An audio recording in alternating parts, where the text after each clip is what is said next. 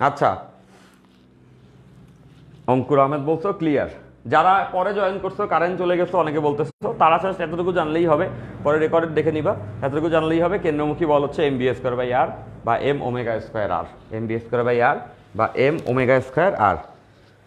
ওকে, রেদওয়ান সর্দার বলছো ভাই ফিজিক্স পারি না। এই জন্যই তো আমি আসছি, ফিজিক্স পারো না, পারার জন্যই তো আসছি। তুমি পারবা কেন? কেমনে পারবা? তুমি তো ফার্স্ট ইয়ার স্টুডেন্ট, পড়া শুরু করো। নিউটনের মেকানিক্স আমি ক্লাস নেওয়া শুরু করছি, এটা নিয়ে 4 নাম্বার ক্লাস। এর আগে 3টা ক্লাস এই গ্রুপে আছে। ঠান্ডা মাথায় পড়ালেখা ভাই, ঠান্ডা মাথায় করতে হয়।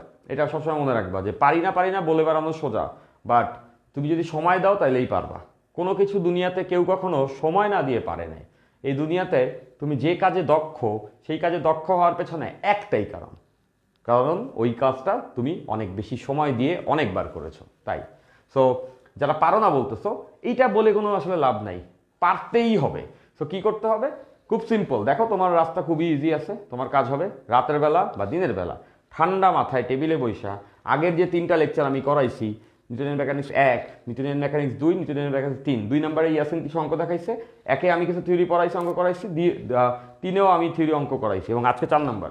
এই 4টা ক্লাস ঠান্ডা মাথায় বসে দেখতে হবে। মোট 6টা ক্লাস হবে। 6টা ক্লাস দেখার পরে যদি ঠান্ডা মাথায় এই 1-1.5 ঘন্টা ক্লাস 6টা কেউ পুরোটা দেখে নোট করে ফেলে, আমি বিশ্বাস করি যদি আসলেই সে সেই কাজটা করে, নিউটনিয়ান মেকানিক্স তার কাছে খুবই ইজি জিনিস হবে।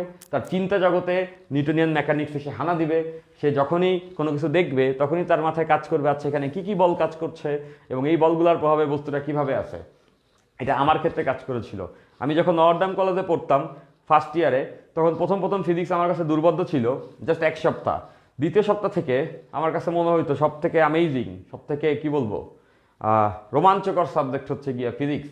আমি রিক্সায় চলতে গেলেও আমার কাছে মনে হচ্ছে রিক্সার চাকা ঘুরতেছে, কত কনিক বেগে ঘুরতেছে, আচ্ছা এতে করে কতগুলা প্যাডেল দেওয়া লাগতেছে, রিক্সাতে যে আমি অ্যাঙ্গেল করে বসে আছি, আমার ফোর্সের কম্পোনেন্ট কীভাবে আমার উপরে কাজ করছে, আমার রিক্সা অ্যাক্সিডেন্ট হলে কীভাবে চিটকায় পড়তে পারি, সংঘর্ষ কেমনে হয় রাস্তা দিয়ে চলার সময়, এই জিনিসগুলো আমার চিন্তা জগতে এসে হানা দেওয়া শুরু করে।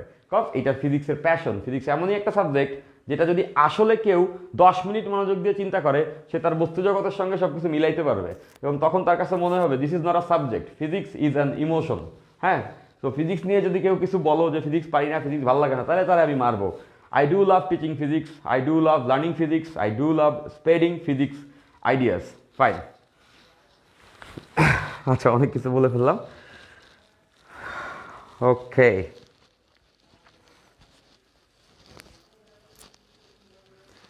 ওকে,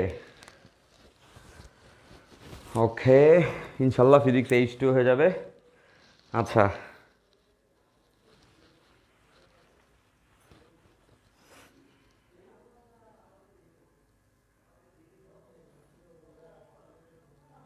আচ্ছা,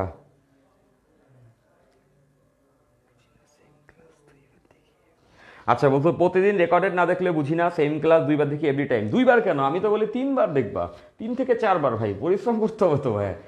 এখন থেকে তো, প্রথম থেকে তো শুরু, আমরা তো তোমাদের সঙ্গে এখন খুব সুন্দর মতো হ্যাঁ আসো ছোটো ছোটো অঙ্ক করাচ্ছি, বাট আস্তে আস্তে কোর্স আগাবে, আস্তে আস্তে তোমাদের সাইকেল আরও বাড়বে, তখন দেখবা যে টাইম আসলে অনেক কম ইন্টারে। ভাই টাইম ইন্টারে আসলে অনেক কম।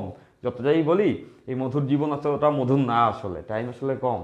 সো ওই সময় টাইমের অ্যাগেনস্টে আসলে লাফাইতে হবে। সো আর পরিশ্রমও অনেক বেশি করতে হবে। এক ক্লাস একবার দেখো মাত্র। তোমার বয়সে তো আমি এরকম 1-2টা ক্লাস হচ্ছে গিয়ে 7-8বার করে দেখতাম। মানে আমার সময় তো রেকর্ডেড ছিল না, বা আমার সময় তো অনলাইন ছিল না, কি করতাম 7-8 জন টিচারের কাছে যায় একই ক্লাস করতাম। কেন করতাম? করতাম হচ্ছে গিয়ে যেন একই জিনিস বারবার দেখতে পারি, একই নোট প্রত্যেক দিন নোট করতাম, প্রত্যেক দিন একই লেকচার দেখতাম। আচ্ছা, কজ আমি দেখেছি একবার পরে আমার কাছে মনে হয়েছে আমি সব বুঝে গেছি, 2বার পড়ার পরে মনে হয়েছে আচ্ছা গতবার তো এই জিনিসটা আমি খেয়ালই করি নাই, আরে জোস একটা জিনিস শিখলাম তো। 3 নাম্বার পড়ার সময় মনে হয়েছে গত 2বারেও তো আমি এটা খেয়াল করি না, এখানে আরও একটা জিনিস আছে। 4 নাম্বারে যায় মনে হয়েছে এর ভিতরে আরও অনেক কিছু আছে। তো তোমরা যখন একবার পরে মনে করো যে পড়া হয়ে গেছে, তাদেরকে বলছি না, আরও দেখতে হবে, আরও পড়তে হবে। একই লেকচার বারবার, মাঝে মাঝে এমন হয় না যে এই লেকচারটা গত সপ্তাহে করছি, আমার সব করা আছে, তাও কি করবে এই সপ্তাহে জাবর কাটবা। জাবর কাটা মানে তো বুঝছো, যে একটু দেখি তো গত সপ্তাহে কী কী পড়ছি বা গত মাসে কী কী পড়ছি, ওইগুলো মনে আছে কিনা, পৃষ্ঠা উল্টা উল্টা নিজের খাতা দেখতে হবে। কারণ বই এমন জিনিস সব কিছু লেখা থাকে, বাট ওইগুলো কুইক টাইমে দেখা যায় না। বাট নিজের নোট এমন জিনিস কুইক টাইমে একটা চ্যাপ্টারে সব কিছু দেখে ফেলানো যায়। নিশ্চয়ই সবাই বুঝতে পারছো। আচ্ছা, ওকে, ফাইন, ওকে, আচ্ছা, তাহলে এটা আমি আরেকটু বলে দিচ্ছি। কেন্দ্রমুখী বলের থিওরি এত ভালো করে বুঝাইলাম, তারপরও দুই একজন বলছো বুঝতে পারো না, তাদেরকে মারতে ইচ্ছে করতেছে, তারপরও আমি বলে দিচ্ছি। দেখো, সেটা হচ্ছে বস্তুটা এইভাবে করে ঘুরলে তার কেন্দ্রমুখী বলের দরকার হয়। যারা ক্লাসের শুরু থেকে আসো তারা এই চিত্রটা দেখে বুঝতে পারছো কেন কেন্দ্রমুখী বলের দরকার হয়। বস্তু এদিক থেকে সরে যাইতো, সো এই বলটা দেওয়ার কারণে বস্তু বারবার ওই পথের উপরে ফিরে আসে। এখন এই কেন্দ্রমুখী বলটা হচ্ছে গিয়ে, এই কেন্দ্রমুখী বলটা হচ্ছে গিয়ে কত হয় সেটা আমরা জেনেছি। সেটা হচ্ছে M V square by R বা এম ওমেগা স্কোয়ার আর। সো এটার প্রমাণটা আমরা এখানে দেখছি।